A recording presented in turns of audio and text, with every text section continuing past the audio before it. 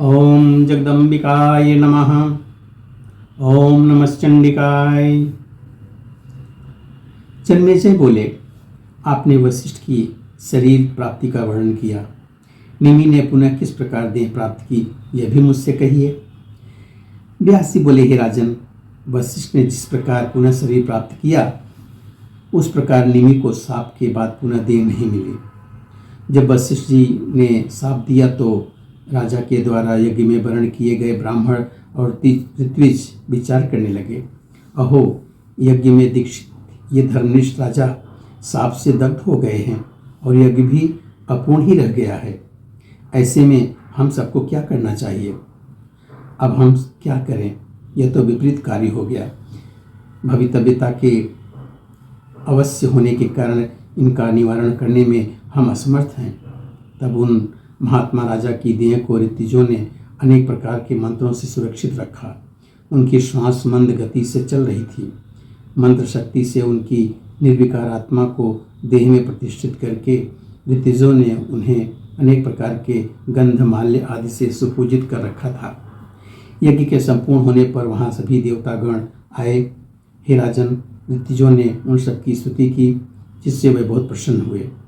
मुनियों के द्वारा राजा के विषय में समस्त बातों को जान लेने पर स्त्रोतों से संतुष्ट देवताओं ने दुखी मन वाले राजा से कहा, हे राजन, हे सुव्रत, हम प्रसन्न हैं, वर मांगिए। हे राजर्षि, इस यज्ञ के कारण आपको श्रेष्ठ जन्म प्राप्त हो सकता है। देव शरीर, मनुष्य शरीर अथवा आपके मन में जो भी इच्छा हो उसे आप प्राप्त कर सकते हैं। जैसे कि आपके पुरोहित वशिष्ठ गर्भयुक्त होकर मृत्युलोक में सुखपूर्वक रह रहे हैं। उनके ऐसा कहने पर निमि की आत्मा ने परम संतुष्ट होकर उनसे कहा, हे श्रेष्ठ देवगण, सर्वदा विनष्ट होने वाली इस देह में रहने की मेरी इच्छा नहीं है, परंतु संपूर्ण प्राणियों की दृष्टि में मेरा निवास हो, जिससे मैं वायु रूप होकर समस्त प्राणियों के नेत्रों में विचरण करूं। उनसे ऐसा कहे जाने पर देवताओं ने निमि की आत्मा से कहा, हे महाराज, आप कल्याणकारिणी तथा सबकी ईश्वरी भगवती की आराधना करें। आपके इस यज्ञ से प्रसन्न होकर वह आपका अभीष्ट अवश्य पूर्ण करेंगी। देवताओं के ऐसा कहने पर उन्होंने अनेक प्रकार के दिव्य स्त्रोतों द्वारा भक्ति पूर्वक गदगद वाणी में देवी की प्रार्थना की। तब प्रसन्न होकर देवी ने उन्हें साक्षात दर्शन दिया। उनके करुण सूर्य की प्रभा के समान तथा लावण्य से दीप्तिमान रूप को देखकर सभी कृतकृत्य हो गए और उनके मन में परम प्रसन्नता हुई। हे राजन, देवी के प्रसन्न हो जाने पर राजा वर मांगा, मुझे वह विमल ज्ञान दीजिए जिससे मोक्ष प्राप्त हो जाए तथा समस्त प्राणियों के नेत्रों में मेरा निवास हो जाए। तब प्रसन्न हुई देवेश्वरी जगदम्बा ने कहा, तुम्हें विमल ज्ञान प्राप्त होगा, परंतु अभी तुम्हारा प्रारब्ध शेष है। समस्त प्राणियों के नेत्रों में तुम्हारा निवास भी होगा। तुम्हारे कारण ही प्राणियों के नेत्रों में पलक गिराने की शक्ति होगी। तुम्हारे निवास के कारण ही मनुष्य, पशु तथा पक्षी निमिष पलक गिराने वाले तथा देवता अनिमिष पलक को ना गिराने वाले होंगे।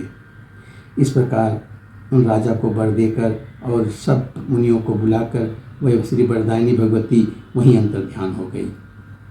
देवी के अंतर्ध्यान हो जाने पर वहाँ उपस्थित मुनिगण विधिवत विचार करके निमि के शरीर को ले आए और पुत्र प्राप्ति के लिए उन पर अरण्य काष्ठ रखकर वे महात्मा मंत्र पढ़कर मंत्र होम के द्वारा निमि के देह का मंथन करने लगे। अब अरण्य के मंथन से उसे एक पुत्र उत्पन्न हुआ, जो समस्त लक्षणों से संपन्न और साक्षात दूसरे निमि की भांति था। अरण्य के मंथन से इसका जन्म हुआ था, अतः वह मिथि ऐसा कहा गया और जनक से जन्म होने के कारण जनक यह नाम वाला हुआ। राजा निमि विदेह हुए, अतः उनके कुल में उत्पन्न सभी राजा विदेह ऐसा कहे गए। इस प्रकार निमि के पुत्र राजा जनक प्रसिद्ध हुए। उन्होंने गंगा के तट पर एक सुंदर नगरी का निर्माण कराया, जो मिथिला नाम से विख्यात है। यह गोपुरों, अट्टालिकाओं तथा धन धान्य से संपन्न और बाजारों से शोभित है। इस वंश में जो अन्य राजा हुए वह सभी जनक कहे गए। वह सभी विख्यात ज्ञानी और विदेह कहे जाते थे। हे राजन, इस प्रकार निमि की उत्तम कथा का मैंने आपसे वर्णन किया। साप के कारण उनके विदेह होने को भी मैंने विस्तार से कह दिया। राजा बोले, हे राजन, हे भगवान, आपने निमि के साप का कारण बताया। इसे सुनकर मेरा मन संशयग्रस्त और अत्यंत चंचल हो गया है। वशिष्ठ जी श्रेष्ठ ब्राह्मण थे, राजा के पुरोहित थे और वे कमलयोनि ब्रह्मा जी के पुत्र थे। तब राजा निमि ने उन मुनि को कैसे श्राप दिया? निमि ने उन्हें गुरु और ब्राह्मण जानकर क्षमा क्यों नहीं किया? यज्ञ जैसा शुभ कार्य करने पर भी उन्हें क्रोध कैसे आ गया? धर्म का रहस्य जान करके भी इक्ष्वाकु वंश में उत्पन्न राजा ने क्रोध के वशीभूत होकर अपने ब्राह्मण गुरु को ही श्राप क्यों दिया? व्यास जी बोले, हे राजन, अजितेंद्रिय प्राणियों के लिए क्षमा अत्यंत दुर्लभ है। विशेष रूप से सामर्थ्यशाली व्यक्ति का क्षमाशील होना इस संसार में दुर्लभ है। मुनि को चाहिए कि वह सभी आसक्तियों का परित्याग करने वाला, तपस्वी, निद्रा तथा भूख पर विजय प्राप्त करने वाला और योग्याभास में सम्यक रूप से निष्ठा रखने वाला हो। काम, क्रोध, लोभ और चौथा अहंकार, ये शत्रु शरीर में सदा विद्यमान रहते हैं, जो सर्वथा दुर्जय होते हैं। संसार में ना पहले कोई व्यक्ति हुआ है, ना इस समय है और ना तो आगे होगा जो इन शत्रुओं को जीत सके। ना स्वर्गलोक में, ना पृथ्वीलोक में, ना ब्रह्मलोक में, ना विष्णु लोक में और ना ही कैलाश में ऐसा कोई व्यक्ति नहीं है जो इन शत्रुओं को जीत सके। हे मुनिगण, ब्रह्मा जी के सभी पुत्र तथा अन्य श्रेष्ठ तपस्वी लोग हैं, वे सभी तीनों गुणों से बंधे रहते हैं, तो मृतलोक के मनुष्यों की बात ही क्या।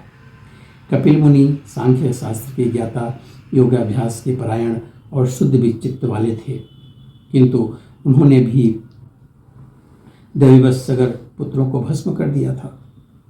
अतः हे राजन, कार्य कारण स्वरूप अहंकार से ही यह त्रिलोक उत्पन्न हुआ है, तो फिर मनुष्य उससे युक्त कैसे रह सकता है? ब्रह्मा, विष्णु और शिव भी त्रिगुण में बंधे हुए हैं। उनके भी शरीर के गुणों से पृथक पृथक भाव उत्पन्न होते हैं। जब एकमात्र सत्व प्रधान देवताओं की भी यह स्थिति है, तो फिर मनुष्यों की क्या बात? हे राजन, गुणों का संकर मेल सर्वत्र विद्यमान है। कभी सत्व की वृद्धि होती है, तो कभी रजोगुण की वृद्धि होती है, तो कभी तमोगुण की वृद्धि हो जाती है और कभी तीनों गुण बराबर हो जाते हैं। वह परमात्मा निर्गुण, निर्लेप, परम अविनाशी तब सभी प्राणियों के अलक्ष्य, अप्रमेय और सनातन हैं। उसी प्रकार वे परमाशक्ति भी निर्गुण ब्रह्म में स्थित अल्प बुद्धि प्राणियों के द्वारा दुर्जेय, समस्त प्राणियों की आश्रय और परमात्मा और पराशक्ति, उन दोनों में सदा से एक हैं। उनका रूप अभिन्न है। यह जानकर प्राणी समस्त दोषों से मुक्त हो जाता है। इस ज्ञान से मुक्ति हो जाती है। यह वेदांत का डिंडिम घोष है।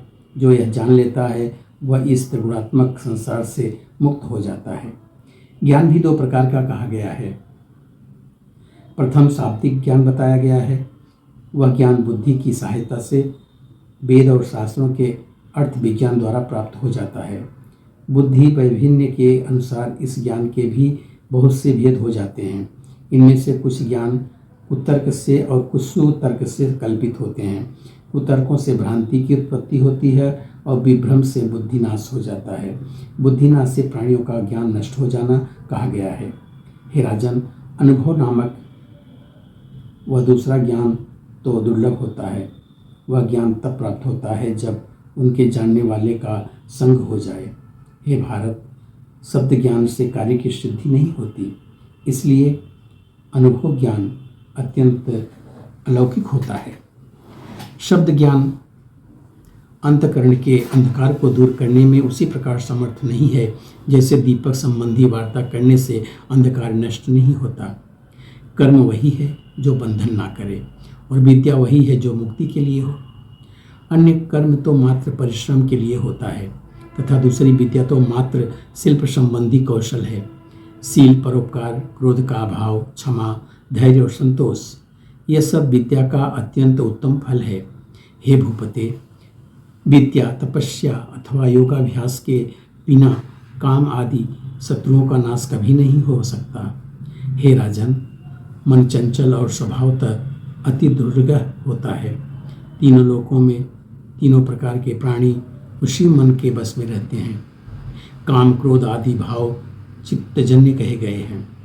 ये सब उस समय नहीं उत्पन्न होते जब मन पर विजय पा ली जाती है। हे राजन, इसलिए निमि ने मुनि को उस प्रकार क्षमा नहीं किया जिस प्रकार ययाति ने अपराध करने पर भी शुक्राचार्य को क्षमा कर दिया था। पूर्व काल में भृगुपुत्र शुक्राचार्य ने नृपश्रेष्ठ ययाति को श्राप दे दिया था, लेकिन राजा ने क्रोधित होकर मुनि को श्राप नहीं दिया और स्वयं वृद्धावस्था को स्वीकार कर लिया था। हे राजन, कोई राजा शांत स्वभाव और कोई क्रूर होता है। स्वभाव में भेद होने के कारण इनमें किसका दोष कहा जाए। पूर्व काल में है वंशी क्षत्रियों ने ब्रह्म हत्या जनित पाप की उपेक्षा करके धन के लोभ से भृगुवंशी ब्राह्मण पुरोहितों को कोपाविष्ट होकर समूलोच्छेद कर दिया था। यहाँ पर 6ठे स्कंद का 15वां अध्याय पूरा होता है। बोलो सच्चे दरबार की जय।